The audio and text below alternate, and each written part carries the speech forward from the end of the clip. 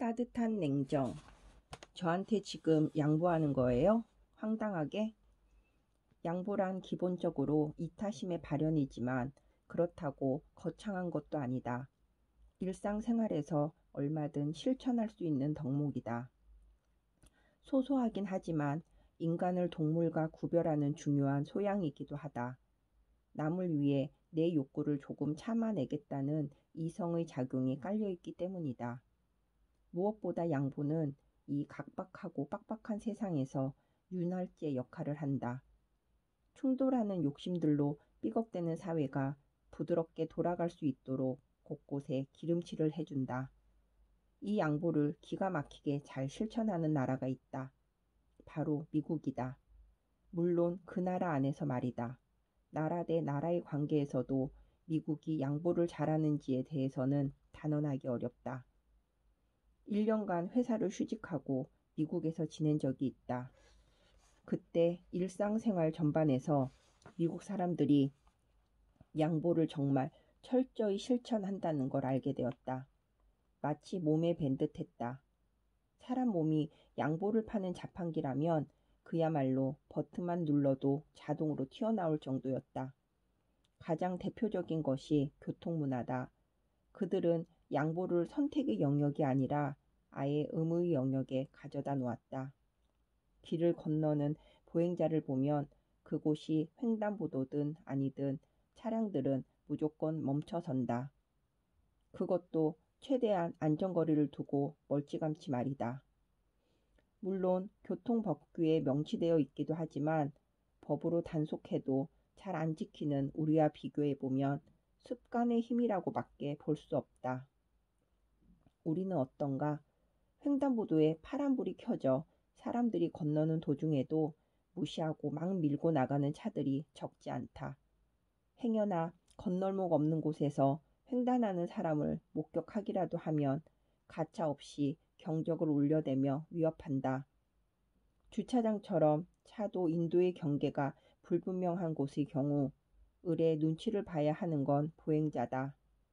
부끄러운 이야기지만 한국의 이런 교통문화에 익숙했던 나 역시 처음 미국에 갔을 때는 옛날 버릇이 자꾸 튀어나와 애를 먹었다. 예컨대 마트 주차장에서 빈자리를 찾으려고 빙빙 돌 때 그 자리 찾는 일에만 신경 쓰느라 보행자들은 안중이 없을 때가 많았다. 뭐 알아서들 피해 가겠지. 이런 안일한 생각도 깔려 있었다. 미국에서는 먼발치에 사람이 보이면 무조건 제동을 걸어 완전히 지나갈 때까지 기다려야 하는데 그런 문화에 익숙지 않아 한국서 하던 버릇대로 계속 주행 페달을 밟고는 했다. 그러다 깐깐한 미국 할머니, 할아버지라도 만나면 가차없이 잔소리를 들어야 했다. 사실은 잔소리가 아니라 온당한 지적일 뿐. 그런 경험이 거듭 쌓이고 망신도 몇 번 당하고 나서야 비로소 양보 습관이 몸에 배기 시작했다. 습관이란 뒤늦게 만들려면 더 어려운 것이다. 원형 교차로도 마찬가지다. 미국 운전자들은 자기보다 1초라도 먼저 교차로에 바퀴를 갖다 댄 차에 철저히 양보를 한다. 그 차들이 내가 선 곳을 완전히 지나갈 때까지 계속 멈춘 채로 기다린다. 적당히 눈치 보면서 스멀스멀 기어나가는 일은 없다.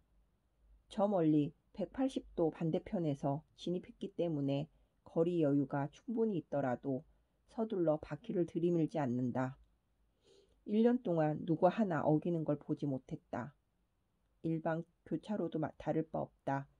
신호가 없는 사거리에서도 일단 모든 차들이 멈춰설 준비를 하며 누가 나보다 먼저 도착하는지를 살핀다. 그렇게 해서 찰나라도 먼저 도착하는 차에 철저히 진입 우선권을 준다. 서로 먼저 가겠다고 들어가겠다고 범퍼를 내미는 일은 있을 수 없다. 반드시 양보한다. 우리는 신호가 있는 사거리에서도 먼저 진입하겠다고 신호를 어기는 일이 있지 않은가? 미국에선 상상도 할 수 없는 일이다. 재미있는 일은 귀국 후에 일어났다. 1년간 미국식 양보 문화에 반강제적으로 적응한 나는 한국으로 돌아온 이후에도 그 습관을 유지하게 되었다. 그런데 정작 보행자들이 양보를 자연스럽게 받아들이지 못했다. 차가 먼저 양보를 하려고 하면 상당히 어색해하는 모습을 보였다. 무엇보다 우리나라 보행자들은 일단 양보할 기회를 잘 주지 않는다. 주차장이나 공터, 이면 도로 등에서 차와 마주치면 보행자 쪽에서 먼저 멈춰서는 경우가 태반이다. 미국은 절대 보행자가 멈추는 일이 없다. 차들이 반드시 알아서 서기 때문에 보행자들은 신경도 쓰지 않고 제 갈 길을 간다. 용케 차가 먼저 멈추더라도 한국에선 보행자 또한 동시에 같이 멈추기 일수다. 거의 반사적으로 그렇다. 차가 기다리면 보행자도 같이 기다리며 우물쭈물, 심지어 어찌할 줄 모르는 모습을 보이기까지 한다. 그냥 자연스럽게 가던 길 계속 갈 생각을 쉽사리 하지 못한다. 불안하기 때문이다. 어라, 저 차가 왜 멈췄지?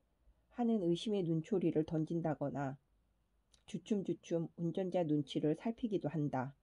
마치 저한테 지금 양보하는 거예요? 왜요? 황당하게 라고 반문하는 것 같은 표정이다. 쓴웃음 나오는 풍경이 아닐 수 없다. 평소에 워낙 양보하는 차들이 없다 보니 어쩌다 드물게 양보 차량을 만나면 오히려 얼음처럼 굳어버린다. 저 차가 저렇게 멈춰 있다가도 언제 쌩 하고 달려올지 모른다는 불안도 깔려 있을 것이다. 그 불안감은 근거가 있다. 2018년 전체 교통사고 사망자 가운데 39%가 보행자였다. 자동차를 타고 가다 숨지거나 오토바이를 몰다 사망하는 경우는 그보다 비중이 적었다. 그리고 이 현상은 외국에 비해 유독 우리나라가 심하다. 인구 10만 명당 보행 중 사망자 수는 한국이 3.3명으로 OECD 평균의 3배나 된다.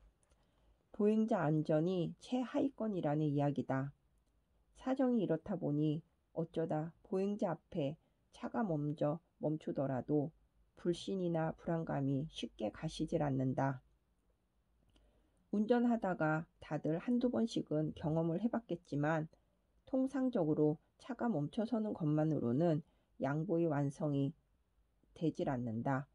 보행자를 향해 먼저 가라는 손짓을 해줘야만 비로소 가던 걸음을 이어가는 경우가 많다. 참 아이러니한 일이다. 양보를 받는 것이 보행자들의 권리인데 그것이 권리인 줄을 모르고 지내다 보니 누군가 양보를 해줘도 선뜻 받아들이질 못하는 것이다. 영화 부당거래를 보면 이런 대사가 나온다. 호의가 되풀이되면 그게 권리일 줄 알아. 그런데 이렇게 바꾸어 말해야 할 것 같다. 양보를 못 받아보면 그게 권리인 줄을 몰라. 양보란 결국 그런 것이다. 몸에 배지 않으면 하는 사람이나 받는 사람이나 다 어색하다. 양보를 해야 하는 사람은 평소 양보가 습관이 되어 있지 않으면 실행할 생각조차 하지 않고 양보를 받아야 하는 사람은 평소 양보의 경험이 없다 보니 자연스럽게 받아들일 준비가 되어 있지 않다. 그래서 양보는 미리미리 체화해야 하고 그러려면 교육이 필수다. 초중고 교과서를 통틀어 수도 없이 등장하는 단어가 양보지만 정작 실생활에서 실천을 잘못하는 걸 보면 교육의 효과가 그다지 크지 않다는 걸 알 수 있다.